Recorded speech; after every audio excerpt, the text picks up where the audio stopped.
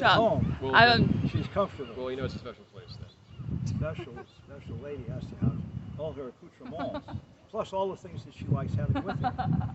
Paraphernalia. Yeah. You know. Slightly. Sorry. Have you seen the Stooges? Not yet. Oh, tonight. Yeah. Mandatory. Watch the Stooges. Yeah. Have you seen the Stooges? The Three Stooges? Yeah. Well, Groucho. All Jewish guys. Yeah. Champ, Curly, Moe, Larry. Brilliant. I think Groucho is just. What a mind. Yeah. And the Marx Brothers, that's Chico, Harpo, and Groucho. I'm confusing the Stooges and the Marx Brothers. But they did know each other. Yeah. They were very prominent in the 30s and 40s in vaudeville. Oh, I hate to squash it, but let's do the animals now and come back to the. Okay. It's a great Certainly. problem. It's a great problem to have too much to talk about. Okay. And yes. No, we can do this forever. I have absolutely no doubt in my mind. And then maybe after ever. After forever? What comes after forever? More Alex. More. Yeah. These 4 evers first. Maybe 5. Oh, 4 evers. There we go. That was 5. That's I like that. Mr. Morgan. Okay. Okay. Went to? Okay, so we're rolling. Brilliant. We're rolling, right? Yeah, we're rolling. So okay. Tell me about this book. 3 animals. Okay. 11 animals, 3 birds, and 1 dinosaur. The inspiration. Sell me on this book. Okay, Sell it to me. I will. Yeah. I will. The inspiration is the great Hispanic author Carlos Castaneda, who wrote all of the books about Don Juan. I think there's 8 of them, and this is going back to the 70s when this was required reading in a lot of college campuses. So myself and my friends fell sway to the books and the author, and at one point, Don Juan, who is the Yaqui Indian, the wise man, the shaman, is talking to Carlos, and Carlos says, "Well, why is your dog always in the doorway?" He says, "Well, that's his position of power, and a dog always gets near a doorway, close to a doorway, because they want to see who's coming and going. They want to be privy to that." And so Carlos says, well, how many other things do dogs know? Well, they know, for example, when a person is going to die, and they can see the soul ascending. So sure enough, during the next week, the dog is very close to an Indian woman, and that night she passes away. So that was an example of the dog. The dog was right with her, showing an awareness or showing empathy. Does that mean that am I right to infer that the affinity for doorways is also related to the idea of the knowledge of the soul, let's say, leaving the door of the body? Sure. Yeah, I could see that. In fact, that probably is correlated. The 2 concepts are really wrong. Also, Carlos found out that all animals are going straight to heaven when they die. There's no need for the limbo rock or purgatory. They're going directly up immediately because they're perfect spiritual creatures. So I took that apart, and before we had Luna, we had Angel for 17 years, and Angel would look at me as often dogs would do, and with great intensity, and the communication was there if I was smart enough to get it. If not, then I get a bark. Now Luna's a little different. Luna just comes up and grabs me. She will just grab my arm. Put her paw, like, pay attention. So they all have different ways. But I like the fact that they're pure spiritual creatures. They should go to heaven. All animals should go. There should be no reason why. And there should be no reason for animals to be sick, in my understanding. I can't stand to hear about a dog with congestive heart failure, or a diabetic dog, or a cancerous dog. It's just something is wrong with that. There's almost something especially heartbreaking about a suffering animal. And almost more so than people for some strange reason. Exactly. And we've done something with the planet that don't know if mastodons were dying off from cancer, or Tyrannosaurus rexes would have diabetic conditions, or whether there was a pancreas problem. Well, the T-Rex are just notoriously bad typists. Yeah. You know, it's the arms, really. It's Yeah, just they just didn't have the expanse. design flaws, you know. Yeah. I would redesign them with longer hands. Well, the Allosaurus, right, has longer arms. Yeah, or make typewriters with typing, with a type way up high. Right, really tall keys, so right? that you could just like this. Like type keys on tops of the trees. Feed the typewriters to the Tyrannosaurus Rex so snack. Wait, you're both Never, talking. never mind, go on. Okay, but I want to get I want to get grounded in the contents of this book, though. You're right. I mean, I appreciate all that, but I want you to bring it into this 11 animals. You're absolutely right. So having those concepts, I was looking at pictures of animals, again, zoo animals and circus animals in this book that I had, and I thought, well, I should do a version where the animals are personally introduced in a simple fashion, so that a parent can sit with a child and say, okay, this is Otto the owl, and this is what he's about, what he looks like, and then the idea occurred to me, well, that's pretty spiritual, to have the connection with the animal, the father or mother, and the child in this trinity picking this up. So that's how the book developed. And each character has a uniqueness, and then I thought of an alliterative way of naming them. Yeah. And there's only one exception. That's right. Gertrude. Gertrude, yeah. and what's the reason for that? Because the exception, of course, is so noticeable. Yeah. It's the only deviation from that. Exactly. And I thought that can't be an accident. No, it's not an accident. No. Yeah. What happened was I met a quail, or I saw a quail in Aquatic Park. You met? Did you guys shake hands? No, we didn't shake hands, but there was a woman sitting next to the owl, and we talked. Well, the quail, you mean? Excuse me, what did I say? Owl. Just No, the quail. Okay. The quail. They used to have a lot of quails in Golgate Park. Eventually, coyotes and other animals chased them away. Too bad, because they were wonderful schools of quail. Yeah. And so I'm noticing that, and the woman next to happened to be sitting next to the quail. It was named Gertrude. So I thought here's an exception, because she actually looked like a quail. She had a plume hat, a little extravagant portion of feathers. So you see, there are deeper connections here. But as I finished the book, I said, this has the potential to be as powerful as the 6 powers of the cosmos in an entirely different way. Because again, we're bringing a child into it who has an innocence and an understanding. And then we're bringing the parental influence, the teaching parent who can help the child understand. And then we have the images themselves. Yeah. So that's really... The images are really striking. What I'm wondering is the selection process for the animals that you included, and if there were other animals that you had, let's say, even made finished images for, but decided to exclude from the book. How did you select? Yes. Like the animals that are in the book. How did you decide on those? Okay. Yeah. I was working with a woman named Lindsay, who was about 38 years old, and she helped me with those 2 books. Actually, she helped me all through. Okay. Yeah. And she's very good as a person who has good tech skills. And she was a neighbor at the time.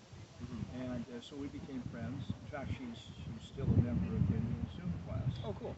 She likes to be related. She's very busy, but when she's available, she likes to relate to the women. So she's become a very good friend. And so she helped me with style, fonts, spacing. So I showed her maybe 20 animals, and I was open to her suggestion because I had been intimate with these faces and animals drawing, and I wanted another perspective. And she has a good eye, and so she just made the decision to throw a few out. Not that she disliked them.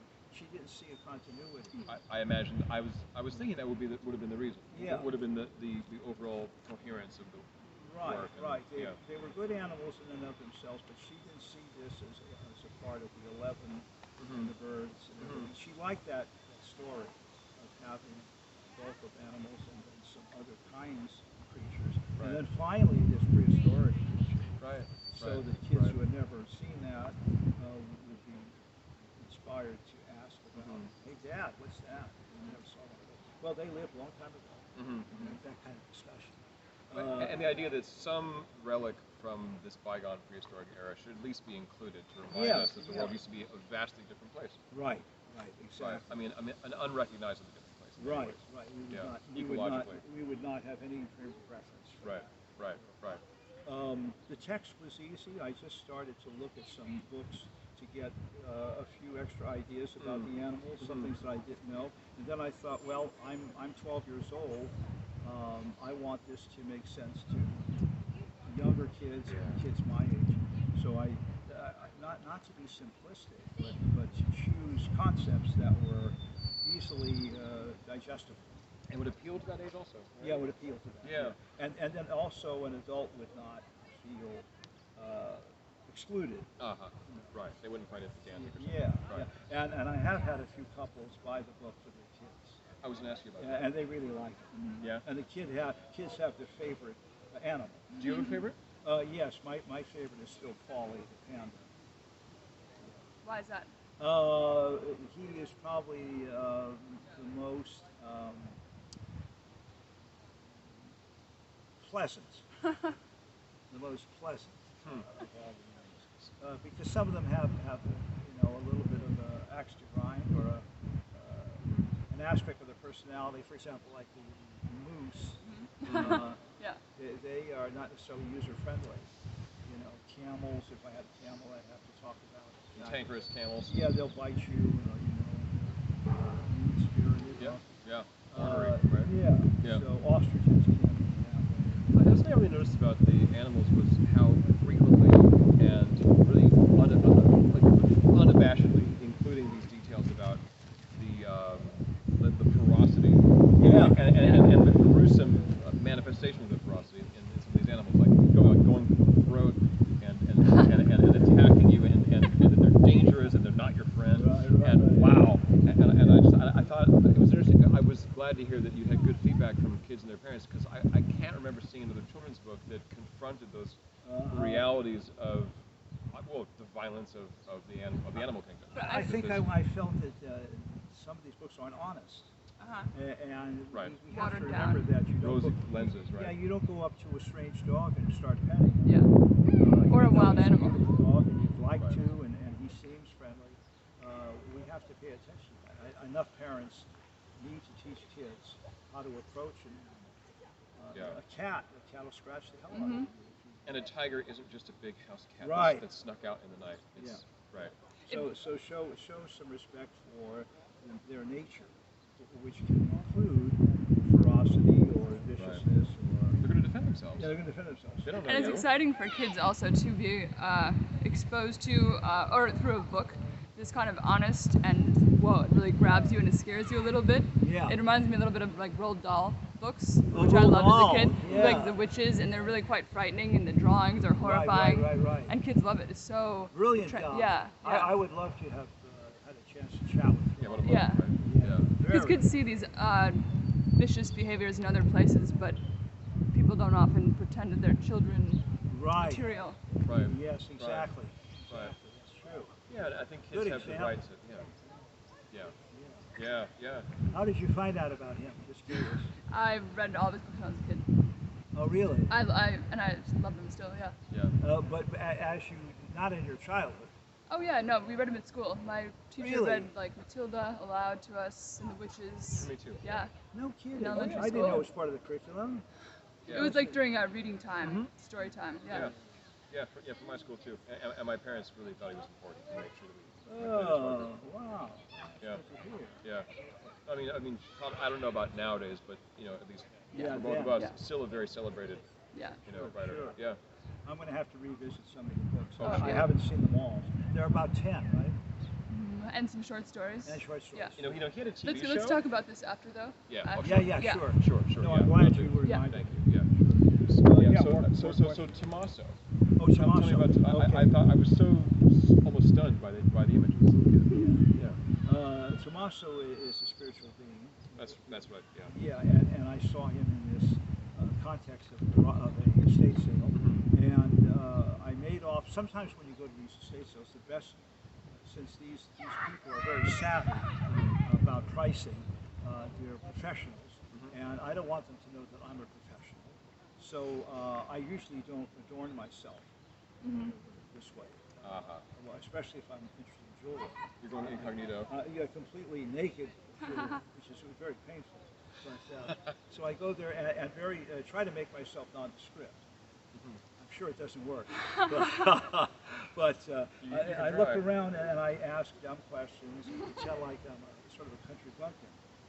You know, is that silver? Right. You know, gee, what's that for? So that they're sort of pitying this guy who's looking around him. And I saw Tommaso, and I kept looking, gathering some things, and then finally, I just went up and grabbed it real quick and said, "How much for all this?" And the lady, an older lady, didn't really have any feeling about Tommaso or anything, so she just gave me a good price, and I left. And then he was hanging in my studio for a long time, and I said, "Well, Tommaso, you belong."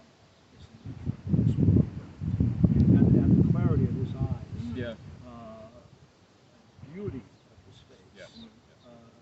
I wish I knew the artist. I put out a couple of inquiries that no one has seen. I think it's a Scotch artist based upon the appearance of the child. Again, that's just a conjecture. Yeah. Sure. But So he's really aware. Really, I mean, awake in a spiritual sense. That's awake. right. That's right. And the clarity of him, the honest face, the innocence, the beauty. Yeah. The beauty. This is a portrait of Dorian Gray. Right. Very striking. Very striking face. Yeah. So, and I looked at it again today. And I thought, wow. You know, it still hit me. Yeah. Same way. Yeah. It's got to hit me. It's really remarkable. I was really taken. How big is it? Yeah. How big is the image? Oh, the image is maybe twice the size that you see in the publication. So still relatively small. Yeah, relatively small. Yes, it might have been painted for a magazine. That was my guess.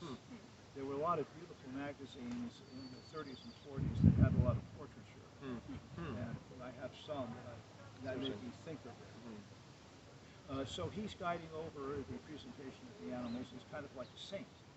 You know, your patron saint. Now we're going to see the animals. And I'm proud of them. I'm really proud of them. All three. I think you have every reason to be. And thank you. Yeah. And Lindsay, who I count on to be my catalyst to get me going, has become very busy woman. And, so that shouldn't stop me, because there are other people who have technical ability. I'm more leaning towards you on Elizabeth's behalf. I think she's more technical ability than I do. But well, you both seem to be pretty technically inclined. It's impressive, you know, to an old dinosaur. One dinosaur. That's right. Does that make us the three birds? Why would a huge creature have a little funky arm, like kind of a thalidomide creature? What is it? Well, I know about thalidomide. The Chlamydosaurus? No, thalidomide was the drug that women were taking in the 50s that led to deformed babies. I didn't know about that. Yeah, and thalidomide was the harmful agent. I'm going to pause for 1 sec. Said you best have a private screen. You need to get it out. Yeah, get it out. Yeah. And Leslie's mother would go into her car and scream. Sounds like a good idea. Yeah. Hey, where's Mom? So she's out of the car. And they knew. How cool is that? Well, it'll eat you alive if you suppress literally scream. Yeah, I believe it. And have the windows closed and get it out. And you come back. Yeah. All right. No, swallowing your anger is like the worst thing you can possibly do for yourself. Yeah. And we do. Yeah, way too much. Any of it's way too much. It's really like it's like swallowing a mouthful of nails. I think it's the worst thing a person can do. Yeah. Wow. Mouthful of nails. Yeah. Let's, we're rolling. Yeah, we're rolling. We're rolling, Bob. So, I would be remiss not to revisit the subject of Vince the Vulture. Okay. I thought you and I had a wonderful exchange about him by text, but I would like our future audience to be privy to this as well. I was really struck with the use of pink in the vulture and the way that he had so much poise and almost like a halo around his head with the colors, and then this sort of this wreath of the foliage. That it was really like this animal was being glorified in a way and really being lifted out of this let's say this very negative perception, a pigeonhole, if you will. Thank you. You know, it's a scavenger. It's dirty. It puts its head inside of dead animals. But this is a really elevated iteration of the vulture, and I was mystified by this. But also, I thought that he was a mafioso. Yes. And a ladies' man. Yeah. And sort of someone a bit seedy, but also with some swagger and some expensive clothing and maybe a little too much hair product or something. And I was delighted to discover that I was not not mistaken, actually. Okay, you weren't. You weren't. Right. Do you remember my retort? I do, but I would like you to. Okay. Yeah. All right. Well, I'm wondering how much I revealed about him because he's based on a guy. Right. Let's see, I probably talked about the mafioso aspect, and that he was no one to mess with. Okay. And he had a tendency, the original character had a tendency to have effeminate looking clothing, like pink ascot, and he would wear, little tiny pinky rings, which is a kind of a criminal accoutrement, so to speak, to have pinky rings. And he had a flowery handkerchief. His lapel pocket. A friend of my father's. And very slippery and very, I call him greasy. He was lubricant. Had a lubricant of oil in it. And had a mischievous smile. So as I'm working on the vulture, I'm thinking of the characteristics of this guy.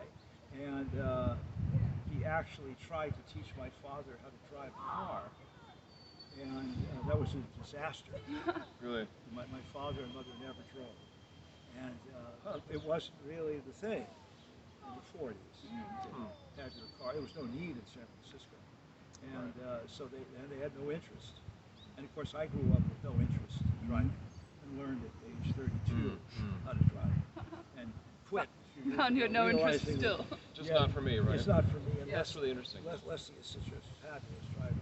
I forgot about that, actually. I'm glad you reminded me. Yeah. So anyway, I'm getting carried away. But Vince, would you say Vince was like a vulture? Like a vulture, he would pick on your weakness and attack. And I wondered why my father associated with him. I was about to ask. They seem incongruous from what you said about your dad. They seem most opposite characters. Yeah. Dad was a really soft-spoken gentleman, really gentleman. And upstanding. And upstanding, yeah. Right. And he hung out, didn't hang out, he would meet this guy periodically. What they had in common was cognac. My dad loved cognac, he was a connoisseur of cognac. And so they would have the Negroni or Campari with the special cognac lacing the top of it, using the muddler to smash the Angus